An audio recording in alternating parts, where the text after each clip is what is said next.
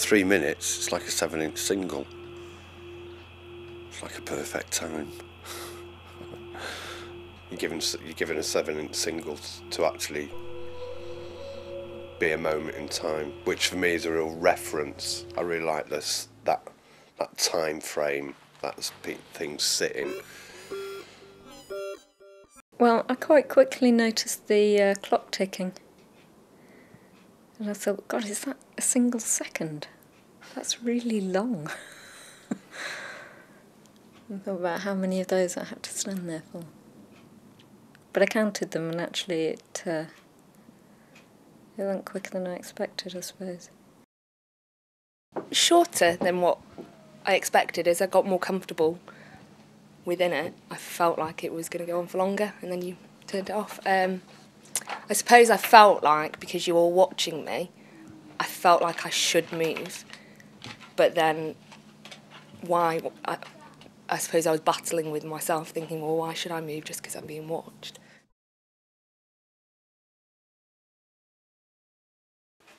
Well, first of all, they were actually pretty short, the 3 minutes. I was thinking about a problem which I have and which will come up on Monday, because this weekend there are certain people, I have to tell them a kind of a truth, and that will be pretty tough. And because this is somehow influencing me all the time, I was thinking about that when I have time and just standing in front of the camera, so I was thinking about that. Apart from that, it's not very often that I stand on this side of a camera. In the past, I was mostly also there where you are standing. The greatest problem which I have with it is actually not standing in front of a camera and being filmed, but the greatest problem is that it is recorded, and that it is basically kept for the afterworld. Sort of, when you are in a normal situation, you have a kind of a self-image of yourself, and you are just in life situations where you behave all the time real life, and it passes by, it can't be repeated. But when you are filmed, then it is recorded, and even I myself can see it again, and this part is what I don't like.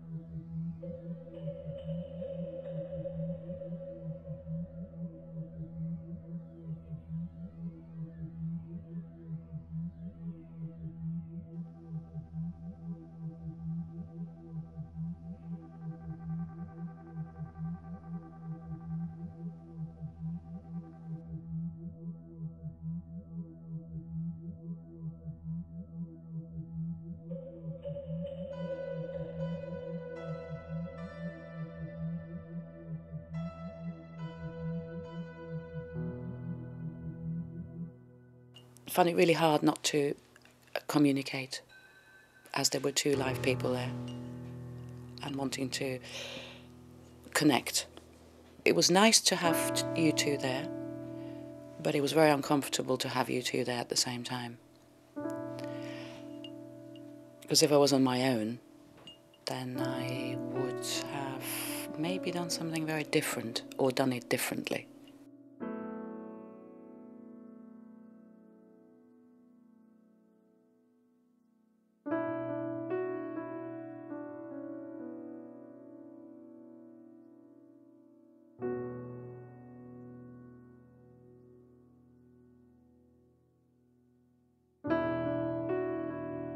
very peaceful, and seeing lots of clouds and the ticking of the clock. Just before coming here, actually, I was actually in the park, having breakfast, lying down, looking at clouds. And that's where I was at that time, at this time actually. But the ticking of the clock in the mix. It's very peaceful, really peaceful. Uncluttered. I was thinking actually you can't take any of this with you, in terms of all the objects, which is something I'm going through. Getting rid, letting go, it's good. But feeling just really peaceful. Really peaceful, calm. But that clock, love it. It's not here a clock.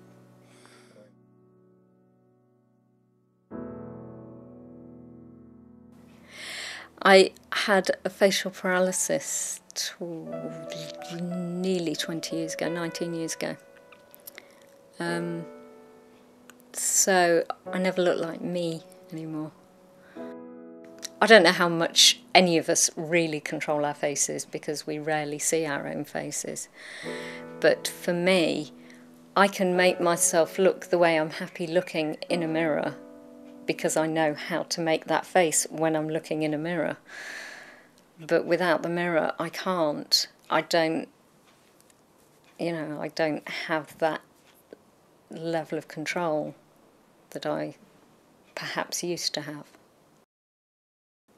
There are things that I can't do. There are things that the left side of my face just won't do. So, you know.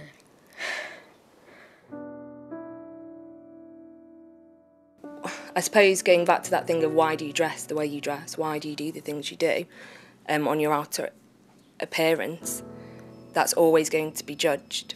People are going to look at you and think you're a certain person because you do things or present yourself in a certain way, but that's sometimes not the case.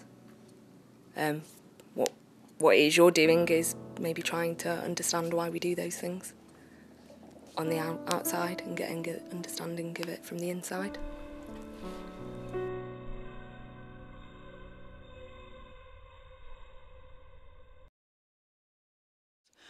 So what I was wanting to do really was sort of construct a fictional narrative about my own youth.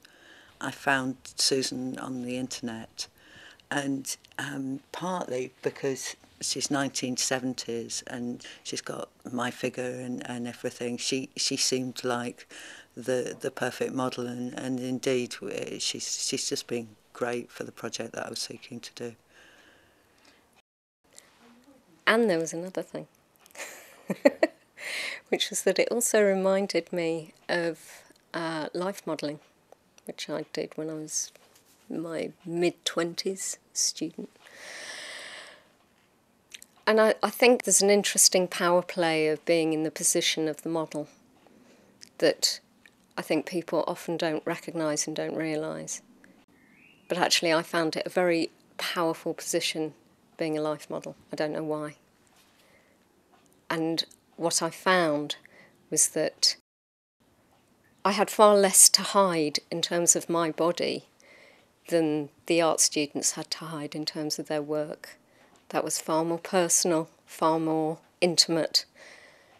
They were nervous about me seeing their work in a way that I actually wasn't nervous about them seeing my body.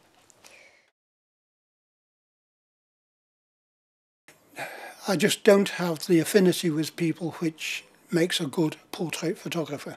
I'm much happier with the landscape or still life. It doesn't answer back, for one thing. And it doesn't get me embarrassed when I have to interact with people. In practice as a solicitor, when I was in practice as a solicitor, that was the other side of me. That was I was then looking after the client, and it was the client's interests which always came first. Even when I was in practice, I had an arrangement with the local reporters that they would not report my cases. I abhor publicity, always have done. I don't mind shouting at anybody in court, but that's the other person.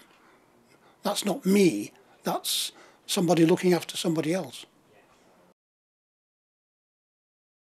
This is really about revisiting who I am in a way, and because I suppose my whole life now is sort of constructed really as the fictional narrative. It's about revisiting where I'm from, where I feel at home. So we go down by the riverbank. I start to feel the sort of core me really when I'm down there, and because I'm in a place that's been so familiar to me all of my life. And it works really well working with Susan because she can portray that me, and some of what's happened has been very odd. At first I consciously used to give her my own clothes, the sort of clothes perhaps that I'd have worn when I was younger. What happened more and more as we went on, and what seemed to work, was that during the shoot we'd actually swap clothes, and so she'd be wearing the sort of clothes that I was wearing that day, and that seemed to work better, and we seemed to get more of those sort of shots where you just look through the camera and go, oh yes. When she starts to look like the sort of rather troubled adolescent me staring pensively into the water, as I spent so many years doing, actually somehow it all comes alive, and that's the good photograph. I've just shown the work from the show to my very best friend, and she said, it's really strange looking at the work, how you're growing into one person.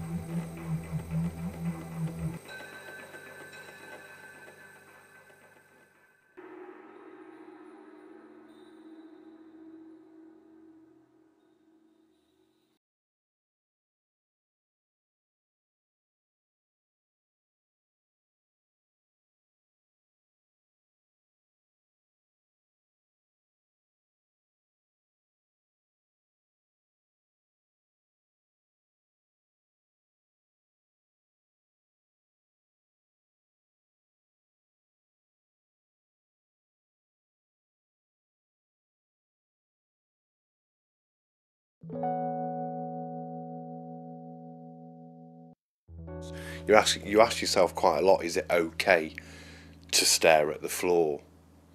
Do I have to look with intention because I'm standing in front of a camera? Is it okay for me just to not be here? What's the landscape, what are the rules, what's the structure sitting around me in terms of what am I meant to do? I mean, I was thinking, well, what am I supposed to think here? What's going on and what do you want me to say? So we're second guessing these things, and of course we put ourselves in these situations precisely because of those things, I suppose. We want to be asked things and present ourselves. It's quite nice, quite flattering to be recorded and to have the eye on you. I felt that I was looking at you really, rather than you looking at me. And you were both dead still. It was like a picture that you'd quite nicely constructed for me. a bit timeless, actually, in the sense that you are these people in a picture that could have been shot at any time. So I felt a bit like a spaceman dropping in. I mean, I suspect one of the points of it is that measurement isn't everything, and you can't measure everything, and measurement's often meaningless. But on the other hand, you might be saying that you're setting me in a context of measurement where this is what I am in that grid, sort of kind of the opposite.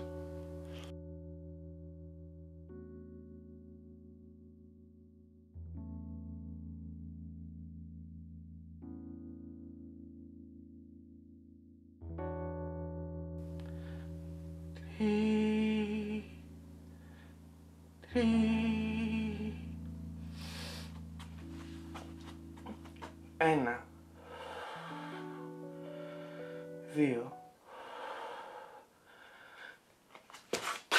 τρία. Ένα, δύο, τρία. When someone is given the opportunity to speak in front of a camera, it's almost as putting someone in a privileged position. You are the speaker and everybody's looking at you, but basically looking you behind this kind of grid kind of reminds me that we are kind of trapped in this situation, and that is a battlefield here, and I try to trap you, you try to trap me, but in the end I'm going to be the winner no matter what. Whenever I am in front of the camera, I tend to remember the movement of inversion. Inversion is a way to say good morning and good night. It means that whenever you wake up, you remember that your body is a screen, that you continuously, your body is a continuous televisual program, that there is always a screen with you or above you.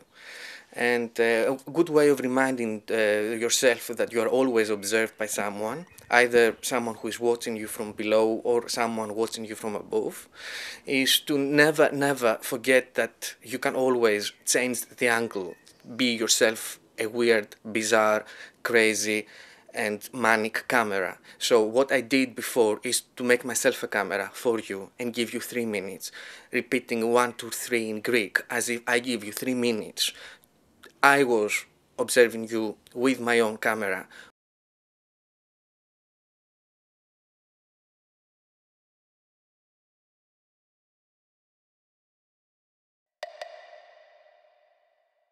Every experience of recording, including this one, is basically a reversal, an inversion. I'm recording you. So in one way, you came to me, I didn't come to you, somehow. This is part of our game. You believe that you came here to use me as an object of a documentary experiment, but in reality, you play in the experiment that we have organized for you before you.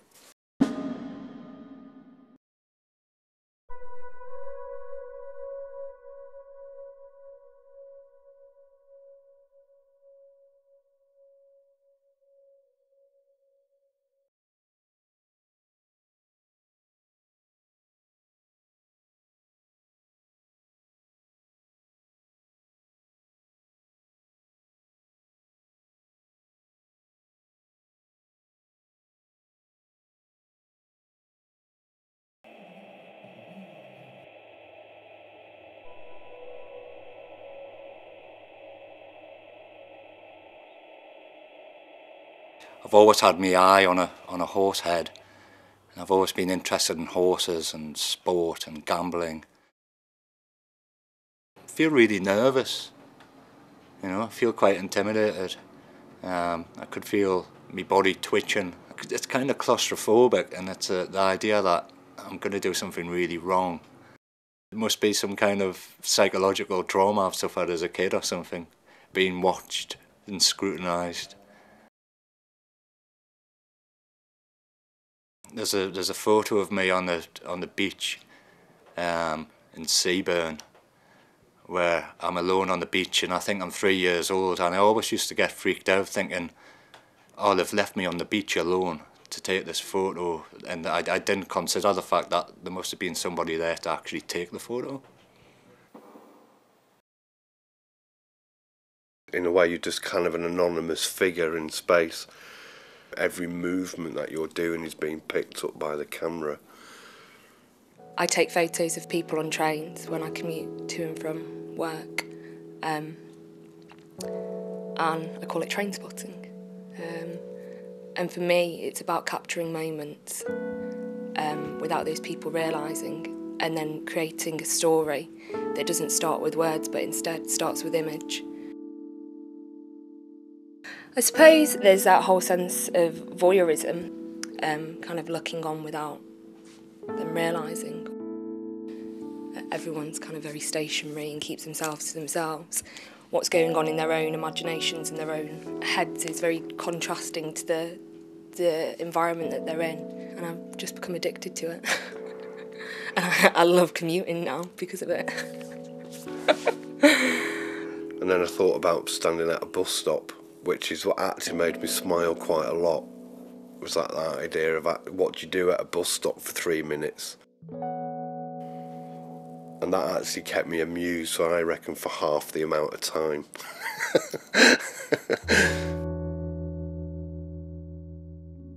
I'd rather walk than stand at the bus stop.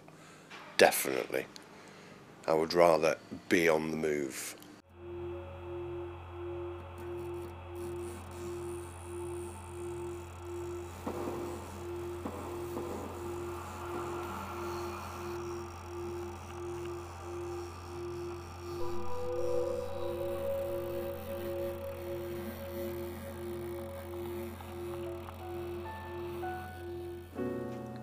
I'm not sure that I want to see this. I don't think I'd enjoy seeing this. I think I'd find it quite hard. In my head I've got an image of what I look like that I think is very different from the reality. So probably based on what I used to look like. Quite like the idea of it having a life after this, and you know, it being disseminated in some kind of interesting way. It excites me.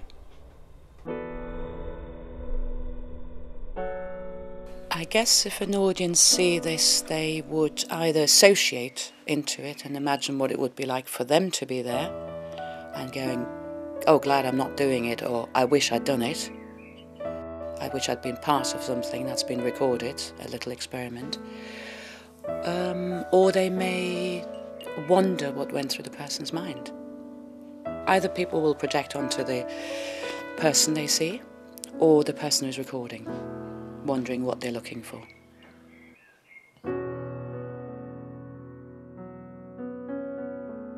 I feel very comfortable with this. Maybe because who knows, whoever sees this might just get a bit of that feel too.